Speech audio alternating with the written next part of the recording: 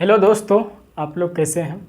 उम्मीद करता हूं कि आप सभी अच्छे होंगे, स्वस्थ होंगे, मस्त होंगे और अपने बोर्ड एग्ज़ाम की तैयारी में बहुत ही बेहतरीन तरीके से व्यस्त होंगे। तो मैं आज आप लोगों के लिए एक ऐसा क्लास लेकर आए हुए हैं जिससे आपके बोर्ड एग्ज़ाम क्लास 10th में हर एक वर्ष क्वेश्चन पूछा जाता है दोस्तों। तो आपको इस क्लास को इग्नोर नहीं करना है, शुरू से अंत तक क्लास में जुड़े रहना है। और मैं आप लोगों के लिए हर एक दिन आप लोगों के लिए बहुत ही अच्छे क्वेश्चन लेकर आते हैं। तो आपको इस सेशन से जुड़े रहना है अभी से एग्ज़ाम तक, समझ गए दोस्तों। तो मैं आज आप लोगों के लिए लेकर आए हुए हैं आपके सिलेबस का, साइंस का सिलेबस, फिजिक्स का पहला चैप्टर प्रकाश का परावर्तन और टॉपिक है अवतल दर्पण का फोकस दूरी और उत्तल दर्पण का फोकस दूरी। समझ गए दोस्तों। इसमें से हर एक वर्ड से एक क्वेश्चन रहता है, कभी कभी दोनों क्वेश्चन दे देता है 5 नंबर में। समझ गए दोस्तों। तो आपको सेशन में सिर्फ जुड़े रहना है। तो आइए सेशन को शुरू करते हैं। देखिए आज का क्लास होने वाला है बहुत ही इंपॉर्टेंट दोस्तों। तो आपको शुरू से अंत तक क्लास में जुड़े रहना है। मैं बार बार बोलता हूं कि इस सेशन में शुरू से अंत तक जुड़े रहना है। अगर आप किसी कार्य को अगर शुरू से लेकर अंत तक करते हैं तो आपको बहुत ही अच्छा तरीका से समझ में आता है। तो उसी प्रकार से आपको क्लास में शुरू से अंत तक क्लास में जुड़े रहते हैं तो आपको अच्छा समझ में आएगा। समझिए दोस्तों। तो आइए शुरू करते हैं। देखिए सबसे पहले क्लास 10th ये है, समझ गए। क्लास 10th का और सब्जेक्ट है यूट्यूब पे फ्री में पढ़ाया जाता है, जिस चैनल का नाम है सक्सेस स्टडी पॉइंट। इस पे आपको यूट्यूब पे फ्री ऑफ कोर्स पढ़ाया जाता है और सब्जेक्ट। अभी आपका साइंस शुरू हुआ है, इससे पहले मैथ शुरू हुआ था, समझ गए, जिसमें आपका तीसरा चैप्टर समाप्त हो चुका है मैथ में। समझ गए दोस्तों। तो उससे आगे भी शुरू होने वाला है। इसके बाद सोशल साइंस, उसके बाद संस्कृत, हिंदी, इंग्लिश सब शुरू होने वाला है। समझ गए दोस्तों। तो आपको सेशन में जुड़े रहना। आइए फिलहाल ज़्यादा बातचीत करने से कोई फ़ायदा नहीं, आइए सेशन को शुरू करते हैं। आपका हर समय दिमाग रहना चाहिए आप बोर्ड पे। समझ गए दोस्तों। जो बोलेंगे उतना करना है आप सभी को। देखिए यह है अवतल दर्पण की फोकस दूरी। इसका परिभाषा क्या है देख लीजिए। किसी अवतल दर्पण का फोकस दूरी उसके मुख्य अक्ष पर वह बिंदु है जहां से मुख्य अक्ष के समांतर आती किरणें दर्पण से परावर्तन के बाद मिलती है। क्या होती है? दर्पण से परावर्तन के बाद मिलती है अवतल दर्पण की फोकस दूरी। फिर से देख लीजिए। किसी अवतल दर्पण का फोकस दूरी उसके मुख्य अक्ष पर वह बिंदु है जहां से मुख्य अक्ष के समांतर आती किरणें दर्पण से परावर्तन के बाद क्या होती है? मिलती है। दर्पण से परावर्तन के बाद मुख्य अक्ष पर मिलती हैं। समझिए दोस्तों, यह अवतल दर्पण की फोकस दूरी है।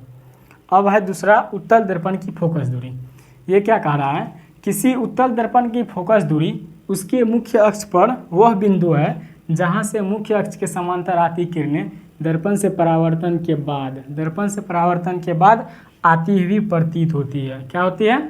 आती हुई प्रतीत होती है। इसमें क्या था? जहां से मुख्य अक्ष के समांतर दर्पण से परावर्तन के बाद मिलती है, यहाँ से आती हुई प्रतीत होती है। समझ गए दोस्तों। अब है फोकस दूरी। फोकस दूरी क्या है? गोलीय दर्पण के ध्रुव से उसके फोकस दूरी को उस दर्पण की फोकस दूरी कहते हैं। गोलीय दर्पण के ध्रुव से उसके फोकस दूरी को उस दर्पण की फोकस दूरी क्या कहते हैं? उस दर्पण की फोकस दूरी कहते हैं। समझ गए दोस्तों। फोकस दूरी को एफ से सूचित किया जाता है। फोकस दूरी को किससे सूचित किया जाता है? एफ से सूचित किया जाता है। समझ गए। ये आपके बोर्ड एग्जाम में ऑब्जेक्टिव में पूछ देता है, फोकस दूरी को किससे सूचित किया जाता है। समझ गए दोस्तों। तो आपको इग्नोर नहीं करना है क्लास को। अभी आप लोग क्या समझे?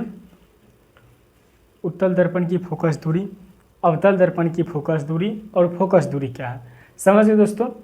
नहीं समझ में आया तो एक बार और आप लोग समझ लीजिए।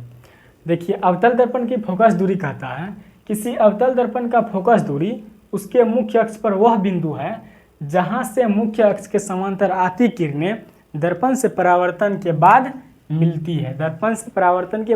है। यह अवतल दर्पण का फोकस दूरी है। और उत्तल दर्पण का फोकस दूरी कह रहा है किसी उत्तल दर्पण का फोकस दूरी उसके मुख्य अक्ष पर वह बिंदु है जहां से मुख्य अक्ष के समांतर आती किरणें दर्पण से परावर्तन के बाद आती हुई प्रतीत होती है। ये उत्तल दर्पण की फोकस दूरी है। और फोकस आता है गोलीय दर्पण के ध्रुव से उसके गोलीय दर्पण के ध्रुव से उसके फोकस दूरी को उस दर्पण की फोकस दूरी कहते हैं। गोलीय दर्पण के ध्रुव से उसके फोकस दूरी को उस दर्पण का फोकस दूरी कहते हैं। समझ गए दोस्तों।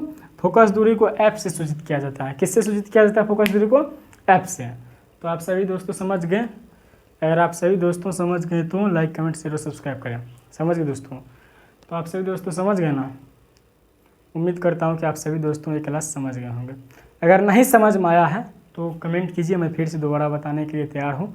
अगर आप सभी दोस्तों एक बार में नहीं समझ रहे हैं तो दोबारा वीडियो देखें। समझ गए? अगर एक बार नहीं समझ में आ रहा है दूसरा बार देखिएगा तो ऑटोमेटिक आपको समझ में आ जाएगा। समझ गए दोस्तों? आप लोग इतना ही आप लोग कर आइएगा, ज़्यादा पढ़ने से कोई फ़ायदा भी नहीं होता। समझिए दोस्तों, जितना थोड़ा सा ही पढ़ना है लेकिन उसको जितना पढ़ेंगे पूरा कन्फर्म होना चाहिए, माइंड में घुसना चाहिए। समझ गए दोस्तों? तो उम्मीद करता हूँ कि आप सभी दोस्तों की क्लास समझ में आया होगा। आज का क्लास यहीं तक रहने देते हैं। उम्मीद करता हूँ कि आप सभी दोस्तों की क्लास समझ में आया होगा। अगर आप सभी दोस्तों के क्लास समझ में आया है तो लाइक कमेंट शेयर और सब्सक्राइब करते हुए मिलते हैं अगले क्लास में। तब तक आप सभी दोस्तों स्वस्थ रहें, मस्त रहें और अपने बोर्ड एग्जाम की तैयारी में व्यस्त रहें। धन्यवाद।